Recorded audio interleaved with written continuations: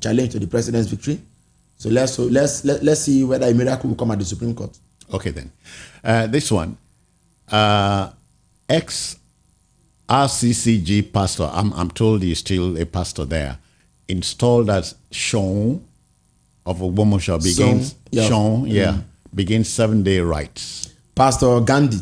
Olaoye from what is it, Washington or New York? Yeah, he was an RCCG pastor in America. I listened to him a couple of times, especially the one where he was talking about how he said God told him to come over to Nigeria and become the son of Ogbomoso. He consulted with his father in the Lord, and all of that was put into place. Yeah. I think that there is a growth. So somebody needs to investigate this thing. The tortive, as I speak with you, the tortive, in Benue. Yes, in Benue, is a he is a Citizen Jones. He is a Christian. You know what I mean? He's an evangelistic Christian. What I mean, you will see him carry the Bible, go to villages, he will do evangelism, and they do crusades in his palace and so on. He's a traditional ruler. Yeah, he is. There's nothing the same wrong thing with I that. think is likely happening with the. I understand the Olu of Ishekiri, right? I'm told he's also in that ilk. There is one in Ogun State that I've met personally, and I was more than amazed at his rather very, very fiery Christian. So I think there's a growing trend. Cyril, it's simply giving Caesar his dues and the other man his dues. That's I'll move on. In your interpretation. All right, we move quickly to the nation. Upsets as tribunal upturn results in Enugu, Benue, Bayelsa, others. I mean, it's been there's a way to put this, right? The outcomes of the presidential election petitions have not been one fell swoop of one party coasting to victory. But I think that it may be one man's interest on the upswing. Let me take that again. We've not, for example, in Kogi State, in Kogi Central, I think, or was it Kogi North? What's her name? Natasha Akpoto-Duahan of the PDP, flawed the APC candidate who is currently senator. And you find that trend in many other places. APC losing to the Labour Party losing to PDP losing to. So the way I look at it is to imagine that one party is not having a field day. Yeah. A field day, but one man's interest maybe having a field day. Maybe over time we will get to understand what's really going on. I mean, for those who are taking a keener and keener look at what is really going on. All right. Mine is Cyril. I think at close to 63 years, we should allow the ballot box be key. In fact, the judicialization of the democratic process shows that something is wrong with everything we call democracy in Nigeria. Yeah. Beginning with the politician. Look, Governor, just let me wrap with this. Now Minister of Works, Dave Umahi, I read a place where he said one time that for them as politicians, the political process goes from your nomination, the primaries, then your main election, then the courts. It shouldn't be done. I don't blame him for what he said. I mean, he's been pragmatic, but it shouldn't be that. It's the culture. Then the courts. That's why the judges now come under extreme pressure. It shouldn't be so. All right. Experts like you will remind us we are evolving. No, I don't think we're it's right now. It's difficult to say whether we are evolving or not, because the fact is this: Citizen Jones, we cannot. Even INEQ didn't know that it was not compulsory for them to upload the results via the server. Even INEQ didn't know. The courts have now told INEQ that they are not under obligation to do that. The person who did double nomination didn't know that it was wrong. The courts didn't know that. The court have not told him that it was unintentional for him to do so. Come on. May I report it's 19 minutes past 7 in the city of Lagos, and this is the Voice of the People Radio, and of course we are dealing with newspaper headliners. Akeredolu resumes, says, I'll be alive to complete my tenure. I believe God with him. I hope and pray. I mean, we want to see Rotimi Akeredolu before he became governor and after he would have been governor. is a learned silk, is a senior lawyer, a very, I mean, and then in the past 6 to 7 years, this is one governor who, in spite of being a governor, has taken a very activist posture, challenging the Buhari government, challenging people like Malami, challenging, you know, sometimes you see, for Moteku to come to stand today, we know the role Akeredolu played. But, you know, in transmitting power to his deputy, that whole process of, if he wasn't feeling too well, you know, he wasn't also willing to let power, I don't think it was the best. But like I said, he's a human being. He's one of us, and we hope that he's restored to full health. You know, sometimes, Cyril, let me tease you a little. I wonder if many of our public officials read, because Robert Greene's book, 48 Laws of Power, will come here. Law number 3, don't chew your finger too soon. Yeah. Okay. Yeah. If you made a sense of that. Let me go to another story. Bandits burned Catholic seminarian to death in Kaduna. It's not new. Gory story. It's not new. Very horrid. Sad story. Tragic. Will those said bandits ever be found? Will they ever be prosecuted? Will they ever be arrested and identified? And then, this is the one that made it to the headlines. How about the ones who will never know about? In which perhaps scores and hundreds would have been killed. How about the ones that we will never know about? Who cries? Who cares? Who caters in this country? Who is helping who? I hope this does not upset you. Why I stopped lying about my age, Ondo Commissioner.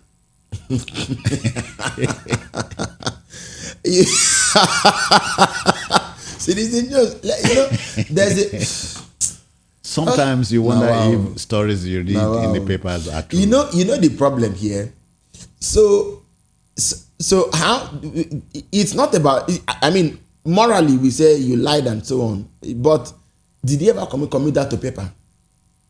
A public did he ever commit it in an affidavit or something? Did he ever commit it? It has a name in law. It has a name in law. You don't come and goodness gracious me. So why is Jam punishing Mesoma Jikeme then?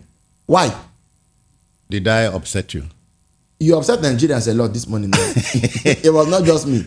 The story is Citizen Jones. Yeah. Can I ask you why then should Jam punish Mesoma Jikeme? If you ask me again. Much as I condemn it, of course, much as I condemn perjury, I condemn falsification, I condemn it, but so why? Why can't you also come in 50 years and say, you know, guys, you know, why? All right. Let's quickly move to The Guardian. Leads with this one. Decades after creation, NDE, fails to rescue nation from mass unemployment. Is it the NDE or other factors? Let me give an example. I read on Joe Igbokwe's Facebook wall many years ago how he came to Lagos, you know, and how the NDE helped him to set up business. I think he took a loan from there, and so, but NDE came through Babangida's administration. Yeah. Maybe lack of awareness, maybe lack of, or if there's anybody in the audience who has gone there and have been frustrated, they can call in and tell us. NDE does not. Its business is not to create jobs. It's to help you finance whatever it is you want to do. So yeah, so if people are not approaching it or are not able to secure, should we blame the NDE? But I mean, if anybody has gone there, I mean, if you've been there and you are not able to, and the NDE frustrated you, why not? You can call in and tell us your experience. All right. African leaders call for global action against climate change. The meeting in Kenya that has been on, or is it Uganda? The thing is, what is Africa's own bargaining chip in the global climate change conversation? Are we sincerely ready for it? Do we have the infrastructure and the will to go green, to embrace alternative energy? Do we have the facilities in place? Can we do it now? Because of course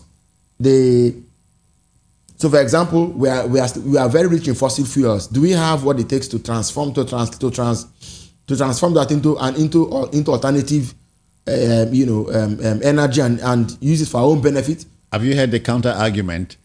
Africa cannot be said to be amongst the great polluters. But why is Africa bearing the brunt? Bearing the brunt. You go to China and India, for example. Yeah. We are sometimes they shut their cities for whole days and weeks due to pollution. So this is a off a tangent, if you see what I mean. Dangers of bleaching whitening creams. Nigeria is I think is the biggest bleaching country in the world. I thought there was a report one time to that effect. We are the biggest bleachers. We are the biggest consumers of noodles. We spent 4.5 billion naira consuming noodles in a particular year. CNN even did a story on it. So, okay, Lagos lifts suspension on NURTW operations. Citizen Jones, pardon me to backtrack. Why are Nigerians not comfortable in the color of their skin? Why are people who are born black trying to be what God did make them to be? By design, I'm to ask questions there. But Lagos now going back to NURTW, what's the story there? I know that there was a falling out between the Lagos branch and the national branch. Maybe they've reached a détente, a rapprochement. Okay. And are now willing to. Cyril, there's a story from your state which I think should rattle you. Rivers, man allegedly kills father over money for a drug. It's a pity. It's a pity. In Lagos, the other day, a carry pestle hit the father. The other day in Ifako, two friends went to eat and there was a fight over who should pay for the food in the buka. Now the other one carry knife, kill his friend. You know, when we were small, I mean, in a much younger days, it was in Hint and all those magazines we used to see this sort of stories. Oh yeah. But I mean, now we are there. We are there. So citizen, this is the thing. We are there. What a statement. We are there. Sure we are. But the thing is, what value do we place on life today? Because the reality is that if any, the way we easily say you or no, the way you easily hear, I could just kill you now. It's so and nothing go happen. And nothing go happen. Yeah, that's the thing. And nothing go happen. One day I was on a bus going somewhere and there was a policeman by my side. Then somebody offended him. He said, and this was what he said, I could just kill you now, kill you for nothing. I didn't know whether as an editor I should be concerned about the wrong use of kill and killer, or I should be bemused by a policeman so wantonly and carelessly, you know, venting that emotion with the man whose job is to protect. Yeah. And to not even come into a brawl with ordinary passengers was saying, I go just kill you away now. Sir, let's not mess you up this morning any more than we have done. We skip. But I hope that now when a man like that is arrested, he should be, of course, the law will take its course, but there should also be some sort of provision for therapy for him. He needs help. Of course, he needs help. It's not normal. Yeah. And there are many people who say this is every day and just walk away with it, and just maybe because they have the opportunity of doing what they say, it doesn't happen. But believe me, if push comes to shove, a lot of Nigerians are under this sort of depression, you know, because it's not normal to be saying, I go kill and nothing go happen. It's not normal. It's not. It's not. It's not. The question is, were we always like that? All right.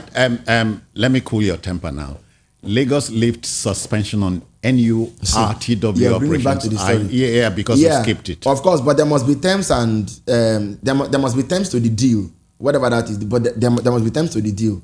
I didn't see this coming personally, but I think that over the years, over the past few months, I think there have been some movements, because there was even this incident with the police going to the NURT office in Abuja and so on. So I mean, who knows? But it's good if they're back in the fold and they can get things going better for Nigerians and not for commuters and not just for their own private interests. And this one quickly: EFCC arrests 40 suspected internet fraudsters in Warri Delta State. I'm happy, and I hope that the clampdown on internet fraudsters, we popularly call them Yahoo boys, continues. But I'm not particularly enthused or enamored of what the EFCC is doing. Yahoo boys are not the only criminals in Nigeria. Please, listener, don't get me wrong. I condemn it. I hate it. I speak against it.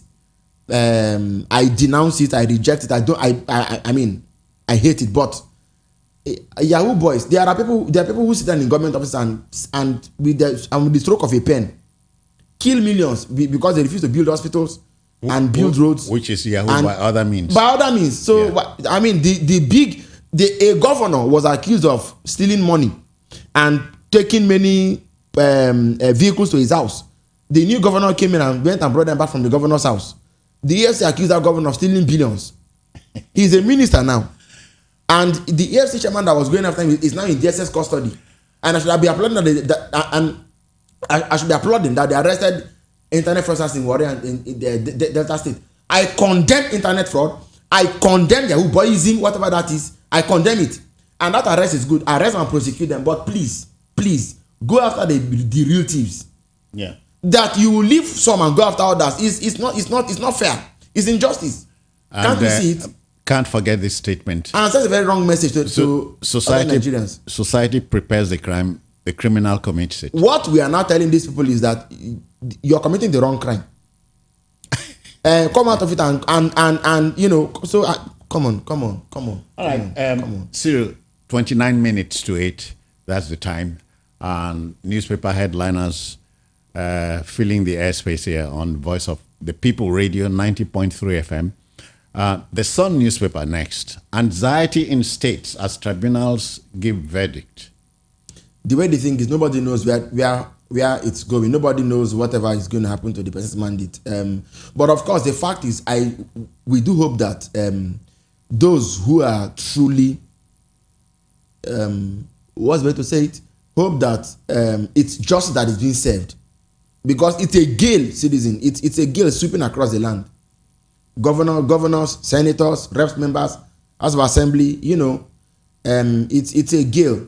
Hopefully, we can amend the electoral law with a view to ensuring that we reduce the number of litigations that arise after elections, and that Cyril, give the judiciary a long break. Yeah, sure, and that election matters are decided before swearing in takes place. That's it. It's not proper. It's not right. You know that it's lazy. Somebody who perhaps didn't win an election is sworn in as president or governor or whatever. Why wouldn't it be in a place to influence the outcome of that particular procedure? At University of Calabar now, they've told Professor Cyril Ndifon to stand aside because he's been investigated. How about when he's been accused and you appoint him still? and you know, and then maybe as vice chancellor, he will now be the one to sit in judgment, appoint the panels and everything. It's not right. Okay, this one, NANS, the Association of Nigerian Students. NANS gives Unilag 48 hours to rescind fee increment. Yes, and I hope that they also give ultimatum of deadline to Foye, where the student Modukwe Atonda, right, Deborah, was found killed. Some reports said her eyes were gouged, some said they were not gouged. Whatever the case is, the whole circumstance surrounding that girl's disappearance and eventual finding of her corpse leaves much to be desired. At University of Lagos, now I thought before now it was on this show that one headline said some weekends ago that Unilag was saying they had not increased fees. And I said, for now. That was for them. Now, where are we? NANS is now giving ultimatum that this thing must be rescinded. I hope that they listen. At the University of Nigeria and Nsukka, yesterday I learned that they have cancelled post-UTME because of the state of things in the economy, to avoid the logistics of traveling and so on for people. They said, you know, we cancel it, just go and fill your whatever to our portal if you chose in UNN, and you know, voila, you'll be there. Right. Schools should have a human face and try to make sure that we don't overbloat fees. All right then. PEPC yet to release CTC of judgment. Atiku cries out. Certified true copy. Yeah. Well, you know, but I thought the other headline said that they've received and that they were going to go and appeal. So why the back and forth? But for what it is worth, if there are 6, with this country does not provide consequences. If you have 60 days to appeal a judgment, and 3 days after or 4 days after the judgment is not out, why should the liability be on you? Right. Why should you be the one to bear the liability? You know, why? Why shouldn't there be a fine or sanction for the persons who the clericals or whoever that has not prepared the judgment? Or why shouldn't we say from the day you receive the judgment, then the 60 days counting? Okay, 25 minutes to go to 8, and newspaper headliners from the VOP radio. Daily Trust next. Hear this. 9 senators, reps sacked so far as tribunals race against time. 9 what? Senators. Reps sacked so far as tribunals. Some governors have to wait for about 2 years or so before their cases were eventually decided. But, of course, 9 of them have been sacked, so more perhaps to follow. More perhaps to follow, because there's a certain thing in the land. But I do know that whichever way this pendulum is swinging, the parties are the ones bearing the brunt. There may be somebody who is benefiting from all of this, who will reap the harvest in due time. I'm not in doubt about that. Yeah, this is hair raising. Panic as aircraft overshoots runway at Lagos Airport. Last night, the runway had been shut initially because of the rains. Then was reopened at 10 minutes past 6 p.m. Then around 6:45, the incident happened. They said it was the rains. Well, I don't know now who is to blame, but you're talking about the blame game here. It's not blame game issue. When things like this happen, you must know what caused it. It's not the normal thing. It shouldn't be. If because of the rains the airspace was meant to be shut, then it should have been shut. If it was opened against another operating procedure, then it's a criminal issue. Otherwise, then the other thing to ask is it normal that if it was raining on the tarmac, planes can land, or that we use the wrong material to make that to construct the wrong way? Because when engineers will tell you that engineers build whatever they build beyond the threshold of accidents and beyond the threshold of, so if you follow standard safety protocols, you should be fine. So we should be asking this question. Essentially, play by the rules. Play by the rules. So what happened? Is it they shouldn't have opened it and they opened it, or that our own tarmac was built with the wrong material? It's even funny that they were trying the planes went off the runway. Yeah. Because people's lives in jeopardy. There were about 4 or 5 crew members and about 150 something passengers. So imagine anxiety and I say you go pass, so you go just pass, or you don't pass, or you don't even pass. Do you know this same airport? They said the runway lights were stolen. Serious. Even you said don't hiss.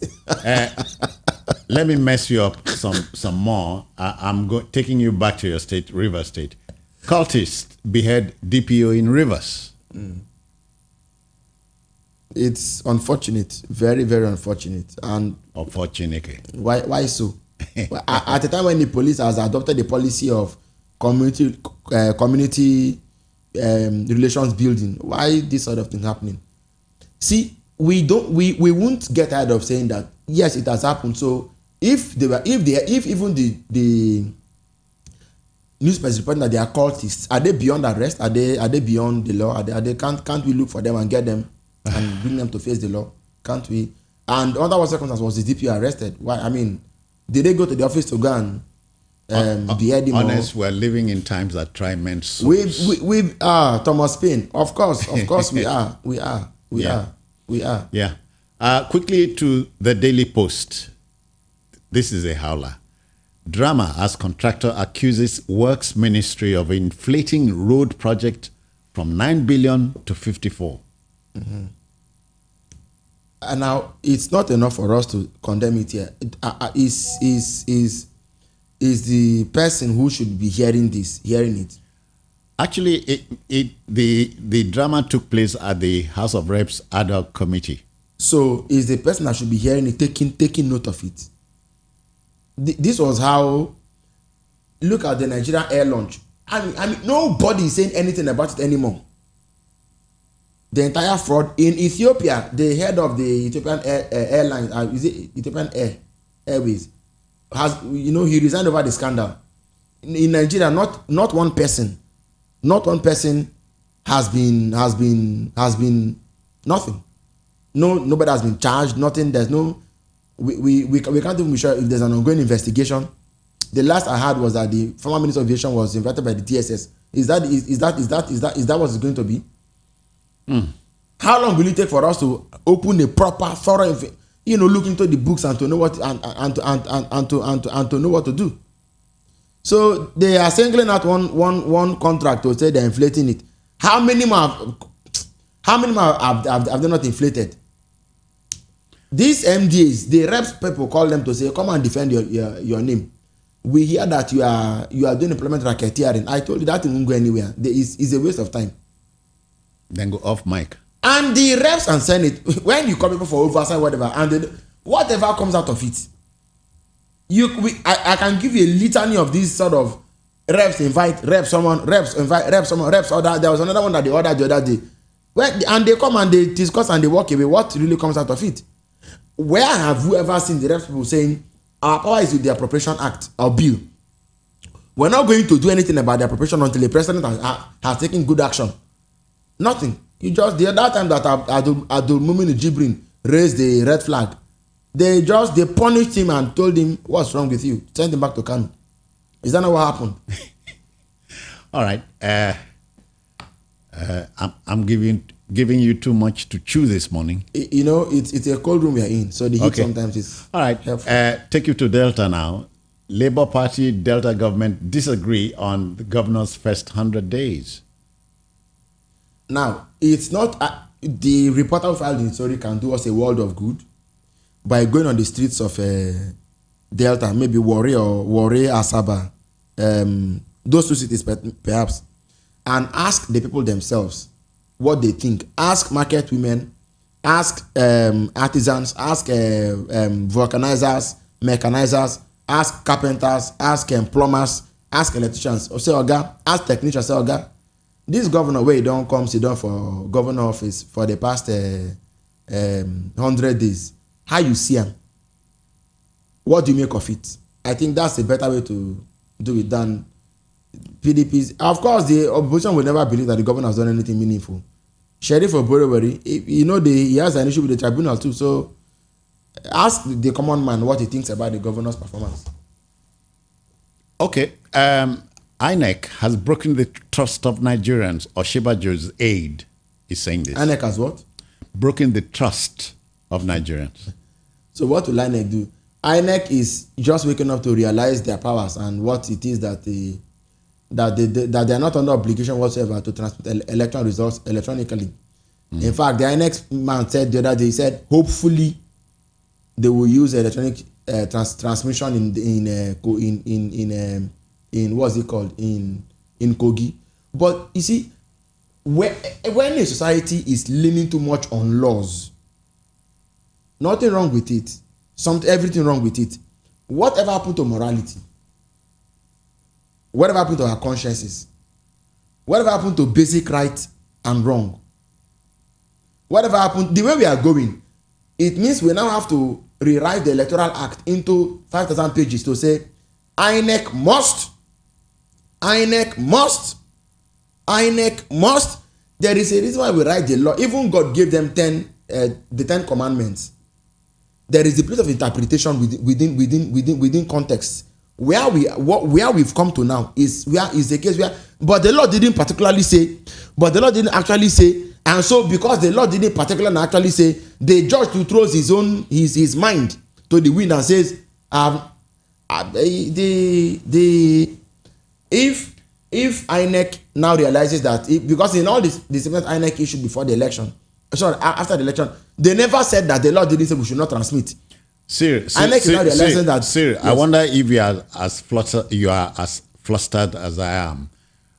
Why would INEQ be the whipping boy when the politician is the one that spoils the kitchen, messes up the kitchen. I know. So, but for example, in Imo, because of the Imo incident where an INEC staff had a gun pointed to his head, all right, pointed to his head. When that matter became a national sensation, the Electoral Act are sort of taking care of that particular aspect to say that if the person is told to do whatever election under duress, there's room to redress that. Now, in the case of the electoral whatever, the INEC people have you. Look, as INEC chairman, as a returning officer, you can humbly step aside if the thing is too much for you to bear, or you can stick to your guns and say the proper thing to do in this case is to transmit the election. Why won't I do it and simply do it? Will the law now say that I shouldn't have done it? They kill him and nothing will happen. Nothing will happen. Cyril, let's apply the brakes here. Now Nigeria be that, Sha. Let's apply the brakes here. Well, we have shared the stories from the newspapers. Which of them caught your fancy? How do you react to it or to them? 0700 903 903 903. Let's get you reacting. It's your time now. I have a first caller here. Good morning to you. Hello.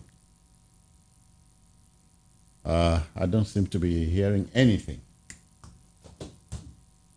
0700 903 903 903. All right.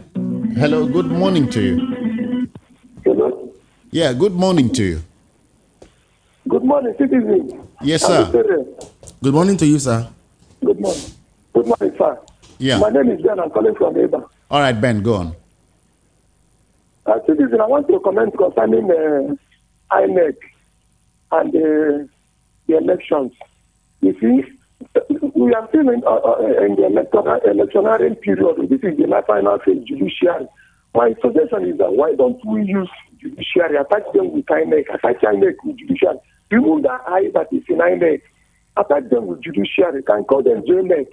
Because at the end, it is judiciary. What story? Which story particularly are you reacting to? Which particular story? The transmission and transfer of electoral results, all these litigations, and saying that we can attach them so that judiciary can oversee people through the election. If they can screen candidates as parents before they enter their name, they register them, so that not after election we'll be talking about all this. They will reduce these litigations. We shall have something like NJC portal, where they will transmit the results to the NJC portal so that everybody will see it. All right. It will be easier for them to judge the matter. Thank you very much. That is what I want to suggest. Yeah. A note of warning here. I use warning, the word warning, as a loose term. Please react to the stories we shared with you. Nothing more, nothing less. Hello, good morning to you. Hello, good morning, Stephen Jones. I greet you, sir. I'm Emeka from Ejibo. I greet you. Welcome. My greeting to your guest. Good morning to you, sir. Yes, you did a wonderful work. You know, Oga Jones, I will be honest to you. My spirit was down formally, but you know, as a good citizen of a country, you have to revise your spirit for the good of the country. What is I understand from your guest this morning that we have a lot of work to do about this. I'm talking about INEQ and the judiciary. That's because if we do not get these two institutions good for Nigeria, that means what we are working is nonsense. I'm not lying you people. These two institutions are working us, are putting a lot of shame in our face. We don't know their law. Me as an ordinary man, I don't know the INEQ law. Rather do I know judiciary law. Thank you. Nemeka, 60 seconds are up. Thank you. Thank you very much. Yeah, you made your point. Noted. 0700 903 903 903. Are you moved by any story or stories we shared with you? Good morning to you. Good morning. Please keep your radio out of it. Good morning to you, sir. I've done it already. Good morning. Your Good name, morning. where are you calling from? My name is Mr. Benjamin from Shogule. Benjamin, 60 seconds. Let's go. My take this morning, I am not a lawyer, and I believe you too, you are not a lawyer. But with the judgment of the tribunal, one can see clearly that a lot of things need to further explain. Because we are told that law don't have any respect to ignorance, that ignorance is not an excuse in the eye of law. How can somebody who did double nomination, and the judge is now saying because the person did not know that is not right, that case struck out? I think that area needs to be That's looked what at. you got from the judgment? Yes, that's what it is. That's what That's you what got. they said. That's what I got. Okay. And again, we can see killing still going on after the change of government. There's nothing changed in our country today. Killing still here and there, hunger, kidnapping, and so on.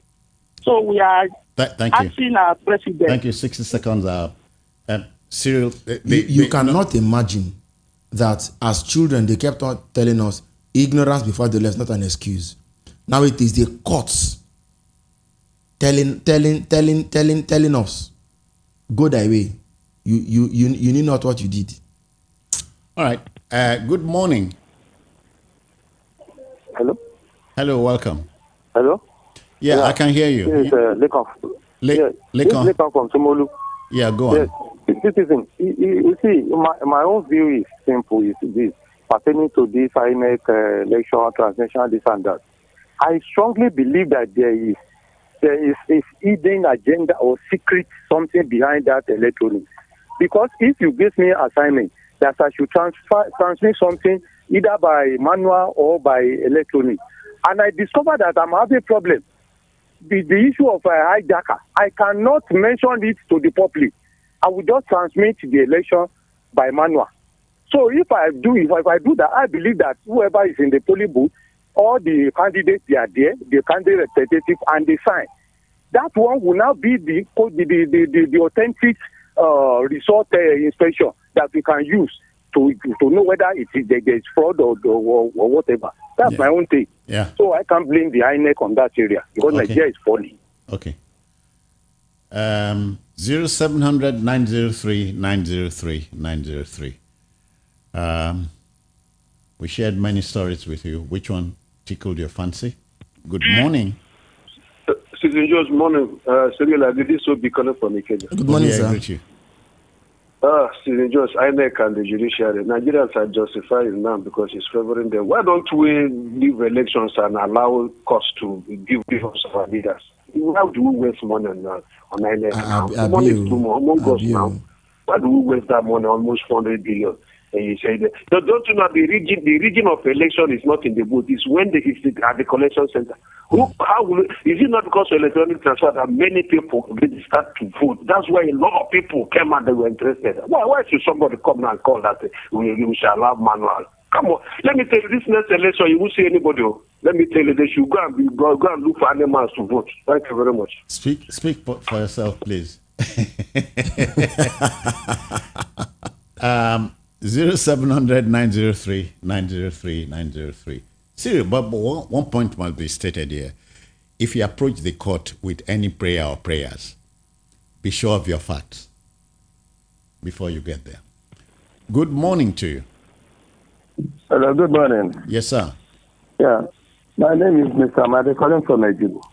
Amadi, take I 60 just want to seconds. point. The INEQ and judiciary think that Nigerians are fools. You get in that this thing they are using is not Nigerians' money. Is it their money? All these things they are telling us, I don't think they are doing well for this country. Because you know all these things, they are planning evil from time to time. INEQ will be telling us, if you agree, go to court. If you agree, go to court. And these things cannot help us. Let's not tell ourselves the truth.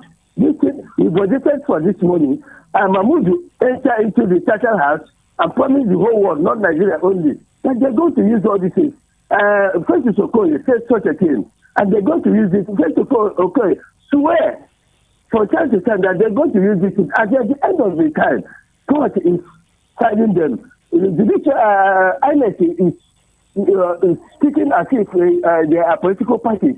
All the things they are doing, they are keeping the evil doing. All right, I must stop you here. 60 seconds are up. Thank you. Yeah, room for just one more call, and we pack it all in. 0700 903 903 903. Hello, good morning to you. Hello, good morning, Citizen Jones. Yeah, please keep your radio out of it, please. Is out of it. Radio is not on. All right. Yeah. Please, I want to ask this your very name, important question. Your name, where you're calling from? Emeka Ezenwa are my names from Ejibo. Welcome. Yeah. Please, what is the essence of studying law in a lawless country? That is number one. My country is not number lawless. Two, my country is not lawless. Please, go on. Thank you very much for the correction, but I maintain my question. How can the courts and the judges tell us that the double nomination of Shetima is unintentional, is not intentional? That was their statement. It beats my imagination that INEC and the courts and the judiciary has allowed the country to fester this way. I can tell you, this is, don't let nobody come out tomorrow and tell us how did we get here. This is how Nigeria got to this place. Thank you, good morning. Yeah, thank you. Cyril, that will just about do it. Yes, of course it will make it. We hope that going forward, we can learn from our pitfalls. For me, it's not even now about the law. For me, it's more now about common sense, about creativity, interpretation, and about a willingness to interpret the law in line with a desire for goodness, a desire for probity, a desire for what is right, and a desire for what will not ridicule the judiciary, ridicule INEQ, ridicule our institutions, but can make Nigerians have faith once again in their country. Until we come to that point where men will wake up to do what is right. Even if we had 10,000 constitutions, it still won't save Nigeria. And also, Cyril, the members of the bar should help us too. Of course, they owe us. They owe us to do what is right. All right, Cyril, many thanks for another useful day. Thank you. See you on Saturday. See you. All right, I'm out of here, and just please hold on for our next show, which is 4 or 5 minutes away.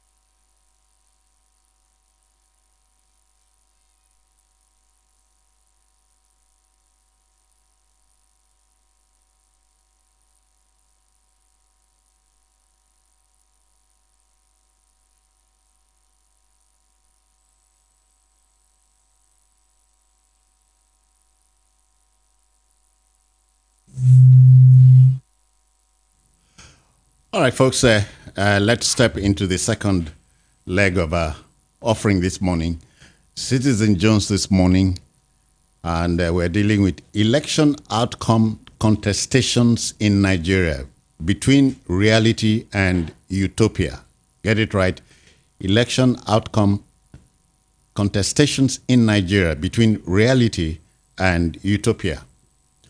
Now, one reality in the Nigerian state today is that our democracy type is synonymous with vote buying, vote rigging, violence mixed with win by any and all means mantra. Except for the June 12, 1993 exercise, every other national elections had been contested at the courts up to the apex level. I must include the Jonathan government. When he lost the election, he didn't go to court. Now, in all of these convolutions, Nigerians crave a utopian setting. A utopia, by the way, for those who are not familiar with this phenomenon, is an imaginary community or society that possesses highly desirable or near perfect qualities for its members. And my checks reveal that there had never been or would never be a place like that on planet Earth. Never. Our situation is not helped one bit with self-acclaimed prophets of doom and boom who see the end from the beginning. In the frenzied build-up to the 2023 presidential polls, professional political pundits talked about Armageddon and utter chaos if certain things did not go the way they projected. Today, the Presidential Elections Petitions Tribunal, in a unanimous decision lasting several hours, some talked about 12, dismissed the prayers of APM, Atiku, and Obi challenging the victory of Bola Tinubu at the election. The planks of dispute were dismissed. Naturally, Nigerians are not amused. INEQ is the guilty party. Political parties are the eternal enemies, and the judiciary no longer the hope of the common man. My question, since we desire a country of our collective dream, are we working at it, or are we hoping an omen coming from the fortune tellers? Are we hoping for an omen coming from the fortune tellers? For that matter, are we ready to face our reality, or are we moved by utopia? That's the preamble. Let's meet and greet the guests in no particular order. I have 3 guests this morning, and this is not by design. Fred Nzako is here. Fred is a barrister at law and a development economist. Fred, I greet you. Good morning. Good morning. Yeah. I have 2 chartered accountants. The one is Tumi Olowe. He also is a political commentator. Tumi, I greet you. Good morning, citizens. Good morning, listeners. There's also Aki Fatunke. Aki Fatunke is a public affairs analyst. Aki, good morning too. Good morning, Nigerians, and good morning, Citizen Jones. I like the spirit. Thank you. Okay. The subject matter is on the cards. Election outcome contestations in Nigeria between reality and utopia. Okay, if I jump in very quickly, the utopia, sometimes I wonder if there should not be complementarity. What utopia means, something good, something desirable, but you may not be able to get because of some human limitations. I say very quickly that the elections of February 25th had a bit of a K-leg, and that K-leg arose basically from INEQ not following its expressed guidelines. We are going to say 2 plus 2 is going to be 4 set out by itself. We are going to say 2 plus 2 is 4. 4 plus 4 is going to be 8. We got an 8 answer, but we didn't start from the roots of saying that we are going to upload IREV, the portal, in all cases. What that has done is that it has, in the perception of the public, put a bit of a comma, put a bit of a conjunctive interpretation on how this should be done. And you know, when you are going to be frying groundnuts with the deaf and the blind, you've got to be whistling all through. So that was it. However, because INEC did not come out to tell us in concrete terms why they changed, we didn't get the required, in my view, apologies. Apologies were made, but one was not able to say A, B, C, D was the reason, other than the fact that there was an alleged attempt to attack, and that was shown for that. But de facto, at the end of the day, I would say, realistically, we had, in my honest opinion, a judgment on September 6th that has gone down as the very best judgment in Nigeria in terms of jurisprudence, understanding, rationale. Unfortunately, what I saw was that the 2 main contestants, that is the PDP and the LP, and perhaps the APM, were not able to adequately demonstrate the fact that their pleadings were poor, their pleadings were shoddy, and we got explanations as to how these 5 eminent justices came to their conclusion. You win some, you lose a little some, and then in the language of accountants, you talk about materiality. And when you put all in the pot, we ended up with an election that was fair, credible, not altogether acceptable to all, but in the spirit of consensus, needed us to be able to move ahead. All right. That will be my opener. Thank you. All right. Let's have a legal perspective to all this. Fred.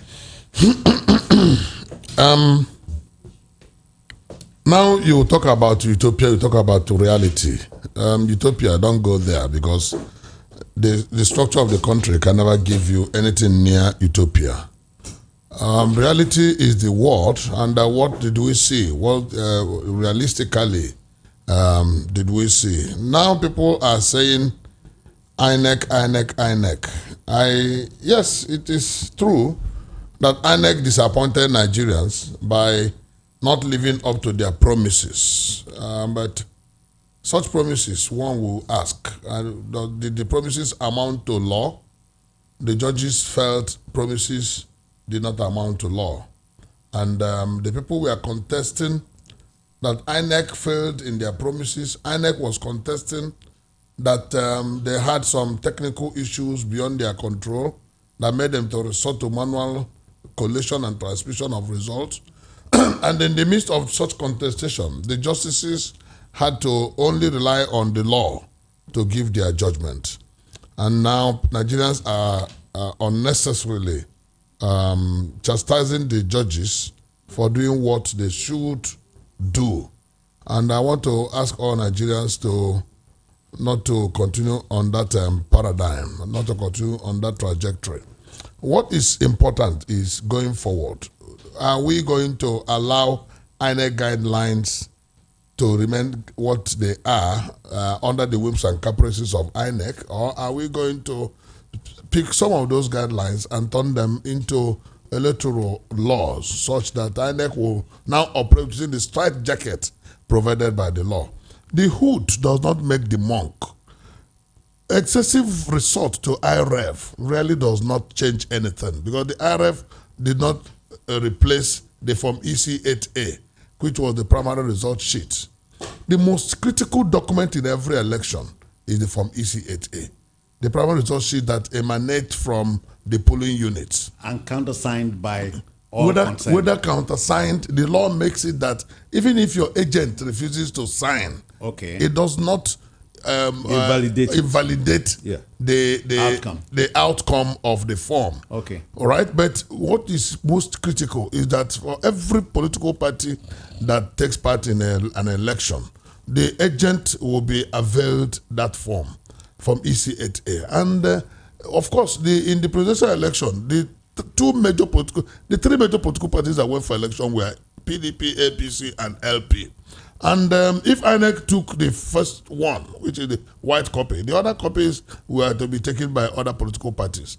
And it is the collation of whatever is in the various Form EC8As that amount to the result of the election. So we cannot continue to talk about IREF when we are not talking about the Form EC8A, because over 176,000 polling units in the country each has a Form EC8A, which is the primary result sheet. Now, where were those from EC8A? That is the critical question that the judges were asking. So where were they? You are saying INEC did not transmit. Yes, what was IREF to do? IREF was only to display to Nigerians that real-time online, that as the conforms were coming, as results were coming, you will be seeing it, and then automatically the system will be calculating it. But if that failed, INEC now resorted to Plan B, which was the manual collation. Nobody has continued to say that the collation was wrong. And that is what keeps baffling me, that Nigerians have lost sight of the major issue and are treating the symptoms. Now, if you are now saying, though, INEC did not conduct the election well, what was INEC supposed to have done? Apart from the major problem that Nigerians had was that failure to transmit results electronically. But what of the voting pattern itself? What did the people do? Nigerians are very fond of shifting the blames to others.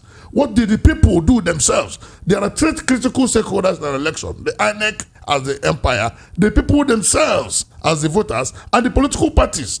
And then under the people, you have the security agencies that were there to keep law and order and ensure that there was less rancor. Ensure that there was less rancor to ensure that people were not disturbed in the process. It is the same people that will disturb others. It's the same Nigerians that will go and kill, maim, and dehumanize their fellow Nigerians. At the end of the day, instead of blaming Nigerians for what they didn't do well, the whole blame is going to INEC for failure to transmit results electronically. That was not the only issue.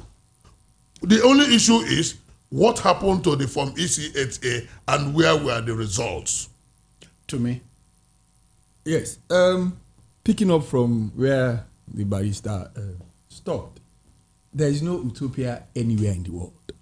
And we should get that straight. We should stop deceiving ourselves. It is the reality. And if you do not face reality, you will not learn the critical lessons that are important for future endeavors. And what are the lessons from here? The lessons from here is that, one, you must be prepared for election. You must put in... As a politician, as a political party. Everybody. You must be prepared for election. 176,000 polling units. That means you are looking for at least 176,000 polling agents for presidential election, because that covers the whole nation. And that's the only way you can really say that you are prepared for it. You see, it is not vibes and inshallah. It is hard work. And that's why the judges were asking, where are your Form EC8A? Because those are the primary documents that validates election results. And like the barrister said, where are your Form EC8A? That is what you can use to prove whatever allegation that you want to prove. Also, it shows that you were prepared for the work that you want to do. You want to govern Nigeria. You should have coverage all over Nigeria. And that's why that 25% in 2/3 of the federation is also mandatory for whoever wants to become president to attain. So that at least to a reasonable extent, we are sure that 2/3 of the nation accepts you as their president. That's a reality. That is reality. You cannot join an election 12 months. It's too late. Election, as in results were announced, you are preparing for the next election cycle. As a party, what you want to do is take stock of where did we go wrong? What do we need to do to get it better next time? Now, reality on ground is people are taking this as a do or die. If I do not win this time, therefore everything must scatter. That's not going to happen. The reality is life will go on. By the time we blink our eye, the next election cycle is here. So if you do not face reality and start taking stock and preparing for the next one, you would have this repeating itself. When Trump won his first tenure, well, I said first tenure because he's still preparing to contest again. More people turned out. If the system allows. If the system allows it. More people turned out for the election that brought in Biden. They had more voters. So pushing this apathy to people, we've been cheated, and you see all over the place, Nigeria is bad, I will not vote again. If you do not vote, the number of people that vote will determine who the rulers or the governor, the people that will sit in the governance of Nigeria. And that is the truth. So instead of being despondent, sit down, take stock, and re-strategize. And that's what everybody should do. Like Chief Atunke said, you win some, you lose some. And then really, you don't lose, you learn. If you have that attitude that I don't lose, I learn, then you will come back, and the probability that you will get it... to me, except that for Nigeria, close to 63 years of countryhood or nationhood, if you like, we're still in the learning process. Akin, we have been in the classroom for too long, and the political class is not helping matters. No less so, the judiciary and men of the bar, gentlemen of the bar. Yes, I take exception to that, because if you begin to blame the judiciary, you point out what has the judiciary done wrong. Okay. Just tell me in why. the last judgment. Yes, just tell me why. No, in the last judgment. Yes. This judgment Yes. of September 6th. Yes. Nothing went wrong. What went wrong? I'm asking you now, what went wrong? My business is to ask questions. Then Okay. my own is to tell you that nothing went wrong as far as judiciary was concerned. So what happened? What do you think played out? Let's The gentlemen of the bar, the gentlemen of the bar present in broadcasting as indeed in law, Fred. Yes. One key thing is facts. Present facts, nothing more. Pure and simple. That's all. Citizen Facts. Jones and Yeah. Fred. And the law. So if you say, sorry, okay, if you say the judiciary didn't do what they were, the question will be, what do you expect them to do? But why are Nigerians, that's the bus stop analysts, Yes. are picking holes? Ignorance, simple. Ignorance. I like to come in very quickly. Nigerians are here. picking holes against judiciary because of ignorance. I think And the so. social media, and some lawyers, social media misadventure. Pure and simple. some lawyers are also not helping matters. Senior lawyers, for that matter, coming to make disparaging comments against the bench, which for me, I think the law profession should look at that. I agree with you. Yeah, I mean, because I've I seen agree senior with you. lawyers on TV even already casting aspersion on the Supreme Court justice that their appeal has not been filed yet, which for me. So you can imagine such a unnecessary outburst. When senior lawyers are doing that, matter has not gone to the Supreme Court. You're already undermining the Supreme Court in advance. Fred, why the matter was in the Presidential Election Petition Tribunal, all eyes on judiciary. What's the meaning of that rubbish? Fred. What was the meaning of that? Fred, you have a point. It was unnecessary emotional outburst. You have a point downstream to say that when you point one finger, four will be pointing at you. It's not to say, like to me, try to espouse, that we didn't see incompetence on the part of lawyers. I must repeat that.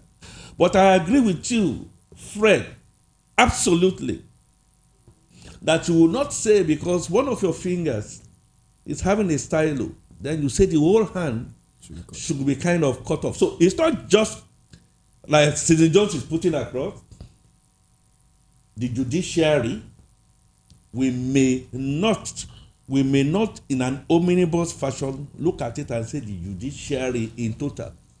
Because the same judiciary had 5 judges who were harassed, and yet they came and pastors were saying they must be seen to do what needs to be right. It's not. But I must say that petition is the most overrated position in the history of election petitionhood and election outcomes in the history of Nigeria. Listen, actually, it should be used as a case study 10 for law students. of 13 witnesses were chopped off. That's close to about 77% of your witnesses. This is absurd. Perhaps that's where you are going, Citizen Jones. It is incomprehensible. It is unbelievable. It is shocking. It is unequivocally and equivocally discombobulating and stupendously mind-boggling. That is where I agree with you, to me, and perhaps I agree with you in part, that incompetence in not pleading the case that was rough, that was inadequate, procedurally, by way of wisdom, came with generalization, and then asking, like Fred said, we should throw away the baby with the bathwater, will be, in my honest opinion, a wrong way to go about it. So if you in reality, if you use the word incompetence against the lawyers of the petitioners, then you may not have addressed the issues that bedevil our electoral jurisprudence. Look, there is nobody, let me say this emphatically, once in Nigeria, the way the country is today, and the way our electoral jurisprudence is, once a president is declared, you can never upturn that declaration in the court. I'll tell you why. For every polling unit that you say there was infraction, you must prove it. That's it. You must prove it. The fact. The humongous amount of evidence that you need to present cannot be finished in 180 days. You are right. So Nigerians must begin to gravitate towards credible election and not hoping on the judiciary. So that's why I'm saying that. So that at the end of the day, when you fail to prove your point, you'll be able to see what you are saying. You will now begin to quarrel with the judiciary instead of quarreling with the system. Should be able to advise the system that needs serious rejigging. But if you didn't do that, that is incompetence. Don't we have a word for opinion leaders? And there are legion in this country. Yes. That's interpretation.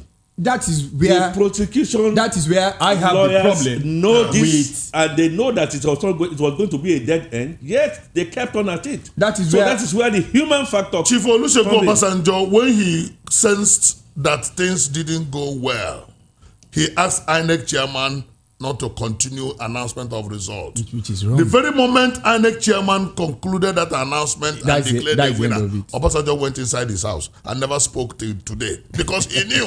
He knew that the horse has bolted. He's still speaking. The horse has bolted. So there was no need speaking any further. As at the time of the Obasanjo that you are referring to, we hadn't had the Electoral Act of 2020. You see, and that Electoral Act came and made sure that it was a mirror in front of you, and if you knew that your mirror that you are seeing was going to a dead end, what you needed to do is to say the truth, and not necessarily because, and that's where that see, comes. Like I said, because you are looking at your pocket, and then you keep giving your client the wrong advice. You need to take lessons from where you are coming. Just a minute, Akin, but the lawyer must earn his fees. But I think part of the job of the lawyer is to exercise due care in preparing the case of his client. The lawyers, if you, I tell you to me, just a minute. Yes. To me, if you hired, by the way, the time is 8:30 a.m. in the city of Lagos. If you had Fred to plead your case, he cannot tell you the case is not winnable. As long as you can pay him. No. If you don't pay him, he will tell you. Those are wrong. Go on. There are many instances where lawyers will tell their clients that this is the nature of the case, and the client will say, let's go and slug it out. Mm-hmm. Chief Olujimi took Andy Oba some time. He told Andy, when Andy lost a case, even at the Supreme Court, and he told Andy, Chief Andy Oba, that this matter was already too bad. And he said, let us go back to the Supreme Court and see whether they will review it. What therefore so that means? At that point, what did you expect the lawyer to do? Back out? The lawyer went back to the Supreme Court. A whole archaeology, remember, was the former Attorney General of the Federation. What to therefore? He went to Supreme Court. What you are and saying? the Supreme Court, I'm coming here, and Supreme Court was shocked. Okay. And Supreme Court says, I take that. Chief Olujimi, what that means is that we don't have leaders. My client said we should come. We have desperados. And the matter was thrown away. So what happens is that you have a duty to your client, you have a duty to the court, and you have a duty to the society. But what about your reputation as a lawyer? I think. What about your reputation as a lawyer? That's where the judiciary should For me, it is very disheartening. I've heard from lawyers' gist, being around them, that you cannot file frivolous pleadings in England. No, you can. You can file it, but you will be reported. No, you will not be reported anywhere. You can file it anywhere because what you call frivolous may not be frivolous to me. As far as I'm concerned, you are being judgmental. It is the cost that will determine frivolity, and that is why they award costs against. And maybe the cost should be higher so that you will know. Once the court feels that ordinarily you shouldn't have filed this thing, the court will award costs. So that becomes the punishment. In my honest opinion, it is not you to determine what it is the cost that will determine that. Is maybe you say it's not punitive enough. It's not punitive enough. Was supposed to have been paid 48 hours. I'm interested to see that those costs have been paid. That is the law now. Yes. That they should pay the fine in 48 hours. I'm interested to see that has been paid. Well, it depends on the pronouncement of the court. For me, it is very disheartening. In some cases, the court will be to watch definitive on when Mr. to pay. Peter Gregory. In some other cases, the court will just leave it. And you must pay it. Then if the other party, it depends on who benefits. Alhaji Atiku Abubakar, the benefit of the other party, the party can come back to the court experienced lawyers and ensure who knew better. Who knew better that bloggers and many other housing opportunities as they continue to scam the gullible supporters of Labour Party, of PDP, with lies and propaganda. That's what played out in actual terms. Now, we are going for the second relay, or maybe the last relay to the Supreme Court. The apex is it is the apex. I agree. Couldn't go big. Yeah. And like Obaseki said, it's not infallible because it's supreme, because they are human.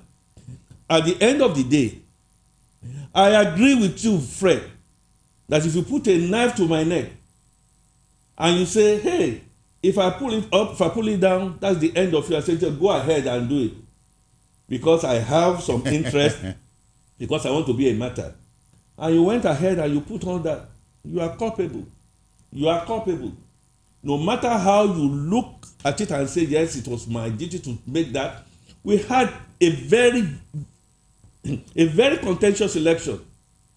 And people's minds were already being skewed here and there. Very senior lawyers who should know, did not do what they needed to do. And for me, for the sake of the filthy lucre, I am sorry if I am sounding very, very harsh. No, you are not just sounding harsh. You are sounding... Fred, you are a lawyer. You are sounding ignorant. I am an accountant. Yes, you are sounding ignorant. I also say that within my profession, yes, I will not spare any professional colleague who is supposed to know and say the truth and say because my guy said I should go and do this and stuff like that. Okay, accountants help some companies to hide their statute books. From the FIRS and from the tax masters. That is why you have double accountants. We have forensic help companies and individuals to run away from the tax master. Yeah, so true. Don't come here and tell me that the lawyers have not done what they should do. Let me explain to you what transpired. Fred, we are not in court. This is a radio station. Yes. Oh, hold on. So we are not. Nobody is on trial here. We are looking at. We want to put Aki on trial. No. I am ready to get to the door. The thing I have judicial president. Hold on. I have common sense, and I know how things should be go. These are times, according to Thomas Paine, that try men's souls and women's souls too, and children too, okay. and the youth. They are listening. They are listening on radio. And lawyers and accountants. Now, the politician must do a lot more homework. Definitely. That is definite. Help the process. That is definite. Because this mantra of win by all and every means must stop. Absolutely. And followers can help the lawyer, especially, I'm not the lawyer, a politician, especially the stubborn ones. Some politicians don't take no for an answer. So the first stage is that the politicians and the political parties are 110% guilty of this matter. First line. And that because it is the supporters that you maim, kill, and yes. Who are the supporters? The people. The people. Yeah. Look, Jules, we need a lot of education. Yes. And the enlightenment of the people. Our people don't know what governance, democracy, and politics is all about. We need to enlighten them. Gentlemen, we have developed this ugly penchant for castrating the judiciary if a judgment is not in our favor. And that is absolutely terrible and wrong. So and at all times it must be condemned. And the funny thing is, it must be condemned. All parties have benefited from favorable judgment from the judiciary. Of course. So you cannot now lose this time and now be saying that. And now begin to disparage the justice unnecessarily. PDP won in Osun. PDP lost in Osun first time. They won the second time. So it is a people's problem. People, and you can now begin to now. But the leaders can help the people by not feeding them, by not feeding their ignorance. And the people do we have leaders? Who are the leaders? But don't we have leaders? To me, we have statesmen? Do we have elder statesmen? Who are the leaders? Yes, we have. They might not be behaving true to form. So Nigeria is made up of. So we don't have. Nigeria is made up of hustlers. Hustlers at all levels. And that is why at all times when I look at Nigeria and its structure, I get worried. And I keep hammering the fact that if we don't restructure this country, we will continue to talk like this till the kingdom comes. Gentlemen, just a minute. Hold on.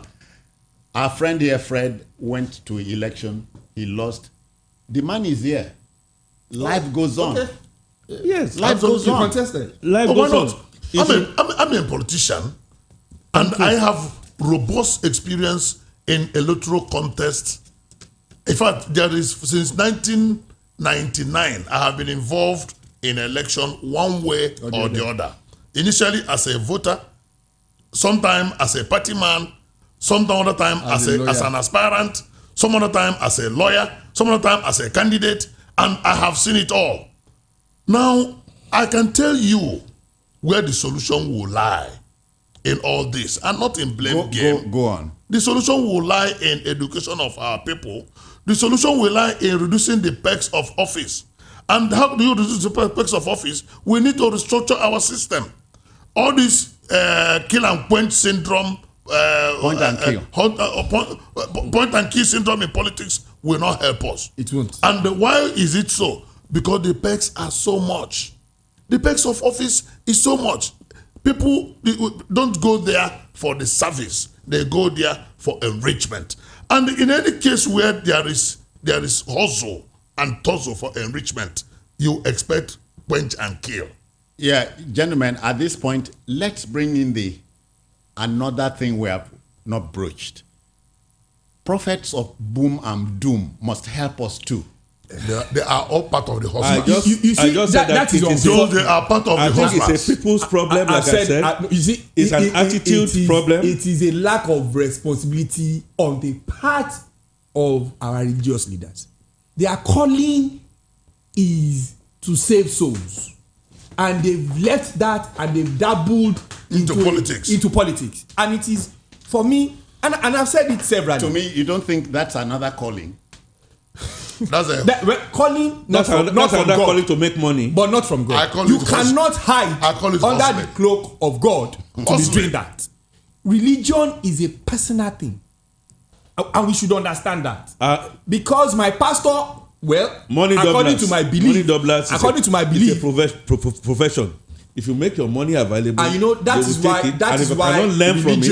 why religion have been given a whole lot to lose of advantage. They don't pay tax because we believe that they are doing the work of God. Those are some of the restructuring that we are talking about. Yes, we'll get there. Fred just mentioned. Because the religious leaders, because we must restructure to be able to move forward ahead of the September 6th Judgment Day. Yes.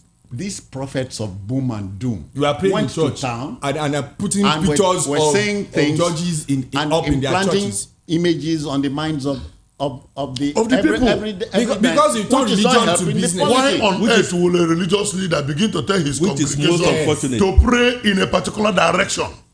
Yeah. In favor of a particular candidate. And not the will of God. And it is the will of God. Who told them? Meanwhile, the same candidate or candidates they were urging the congregation to pray for has not come before the court with credible evidence to support the claims. Fred, and there was a balance of terror. And as far as I'm concerned, this set of religious leaders on one side, the other side of religious leaders were looking at you and said, they look, and then the two came out and said, even that will not happen. Gentlemen, as we sit here, some religious rulers, not leaders. What did leaders? Did I say rulers? You said rulers. Some religious rulers. Rulers, yes. Are preempting what might happen at the Supreme Court. Already, they are doing it. They started again. It is a part of the unfortunately, they've put a shroud over the thinking ability of Nigerians, of most Nigerians. Look, let me tell you. Do you know what? I have realized, and I keep saying it, that the level of thinking of Nigerians had gone so low. It has gone. Don't think about it. Not only that, it has become incongruous, it has become incompetent, it has become nebulous, it has become unmeritorious, it has become fallacious, it has become defective, it has become mischievous. Hopefully, it will not go beyond repairs. The truth of the matter is that we have fault lines. After you read all those adjectives, you know go beyond repairs. Sorry? Well, after you read all those adjectives, you know go beyond repairs. You can still repair.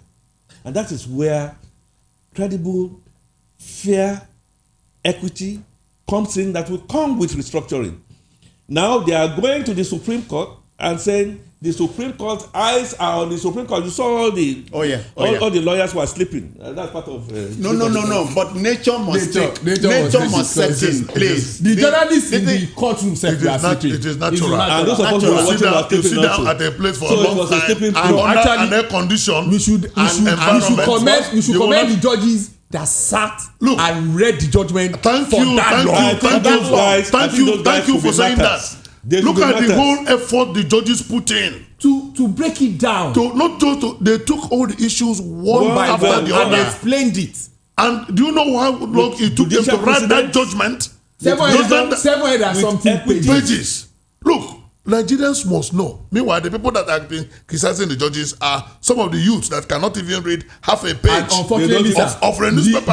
The NBA, That cannot even have a the page of a NBA newspaper. should do a lot more, because immediately after that, I started hearing people say, don't read the law in Nigeria. Law is a beautiful profession. It's a very beautiful profession. There's absolutely no doubt. I have told my son It is that only wants when to you read get law. there. We sat down together that day watching With the a judgment, convoluted because I want mind. him to start learning. to discuss. You can't be telling people that it's wrong to study. The old time religion is good, please but hold not on. this new set It of would appear to me religious that leaders. we are giving the lie to something, a statement credited to a great mind in this country, that there are two ways of winning a case in court. Hire a lawyer who knows the law, or hire a lawyer who knows the judge. That's a sarcastic.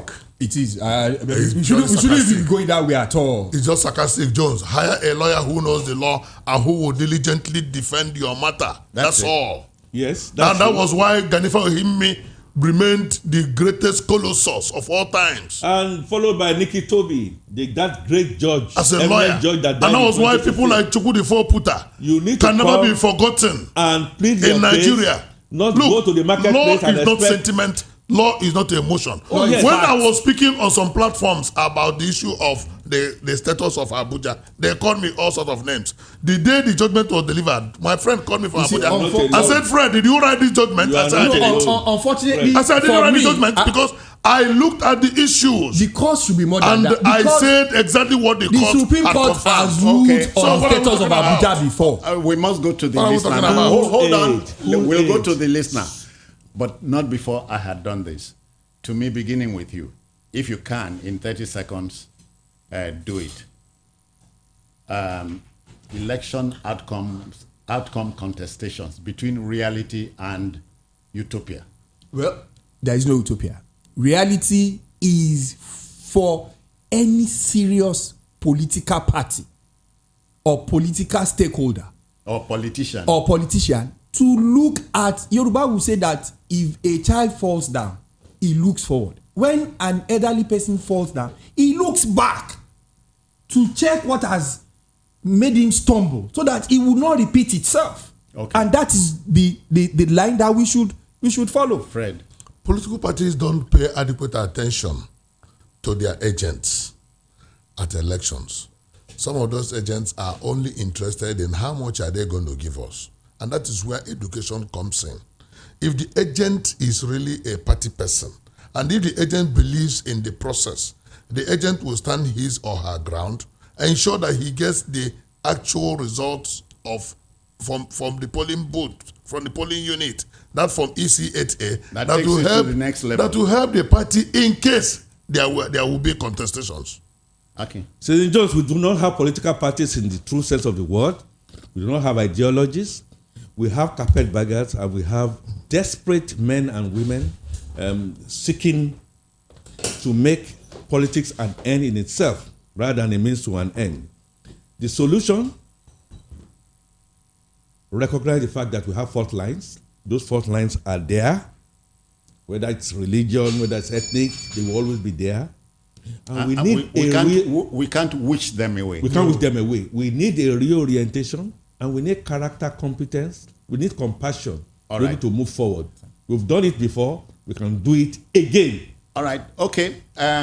To the listener, it's your moment now. Seize it, size it, and seize it. 0700 903 903 903. Please look at the subject matter. I don't want you to twist anybody's arms here. Or legs. Or legs, as it were. Election outcome contestations in Nigeria between reality and utopia. 0700 903 903 903. Hello, good morning to you. Hello, citizen. Yeah, good morning, sir. Good morning. Yeah, your name, where you calling from? My name is Femi from Abulega. Okay, then. I agree with Barrister. People are too emotional in this country. When the court favor us, we agree with court, and we see all sorts of things like the court is the common, or what do hope of the common man and woman. Yes. But when you go other way, you begin to call them names. It's all right. You can't win all the time. So let us accept it the way it is. So like what he said, that they have agents in every polling unit. Why can't they calculate them, call them together? What is the result of your polling unit? Collate everything together and see if it contradicts what you have at National Collation Center. That is it. So we are just so emotional about everything. Yeah, 60 seconds out. All right. Thank you. 0700 903 903 903. The issue on the ground. It is in the nature of the Nigerian politician to contest every election outcome. And when the issue is adjudicated upon, we are not convinced. Hello, good morning to you. Hello, good morning, citizens. Yeah, I agree. Chief Casey calling. Yeah, from where? Let me use my 60 seconds here. From Oshodi here. Yeah. All right, go on. I just have a question for your guest there. There are three of them. He said, okay, when I throw my question, the person I'm talking to understand. Okay. He said that the judges did the right, they gave the right to judge. The Supreme Court or the tribal, the right judgment. Yeah. I want to ask, in Nigerian law, says a candidate has not to contest in positions, and this same judiciary, after Ahmed Lawan has contested the presidency, David Umahi contested the presidency, this same judiciary went back and then reinstated these two people to become senators. I hope you are talking about. Hold on. I hope we are discussing the same thing. We are talking about the outcome. What happened on September 6th? Please. Let's be honest. We are talking about the judiciary. We are not talking about the judiciary. Please. It means you were not listening to us. Let me just respond. You see, Nigerians, and that's where the barrister said that we are ignorant. You cannot, the facts of cases are different. So you cannot take case A and be manning it with case B unless they have the same, even if they have the same condition, there will be some facts that are different there. And you will not contest it if it meets your kind of narrative. So you cannot be taking Umahi and Lawan and be comparing it with the presidential. To me, we are done with that. Let's move on, as they say. Please, we are looking at election outcome contestations in Nigeria between reality and utopia. There's a particular country we want in our collective opinion, but we're not ready to work for it, gentlemen. We are not ready to pay the price. Do you feel up to bearing your mind on the subject matter? Call us 0700 903 903 and 903. We have 60 seconds to speak in. Yeah. Well, for me, we have some 60 days of reality staring us in the face. And what I'm going to say to Nigerians is, like Fred said, let's have a broad mind. Let's say the truth the way they are, even if it is not fitting our purpose. I dare say, Citizen Jones. I think it was Plato who said, nobody is hated most like he who tells the truth. So the truth is so bitter. And we had an election. We had...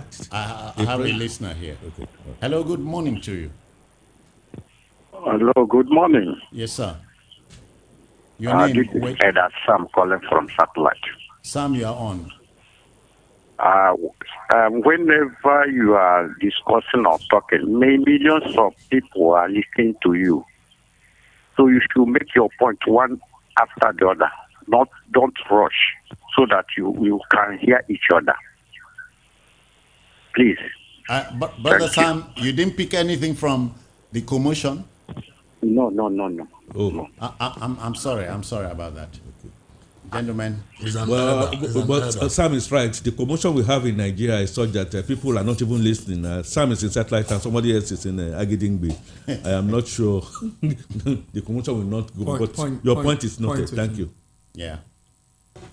0700 903 903 903. We're almost getting to the end. Okay, Fred, how do we close? Yeah, the challenge before our electoral system is such that everybody must realize that if we must continue to practice democracy, which I advocate that we must, as a matter of fact, we must ensure that things are done rightly.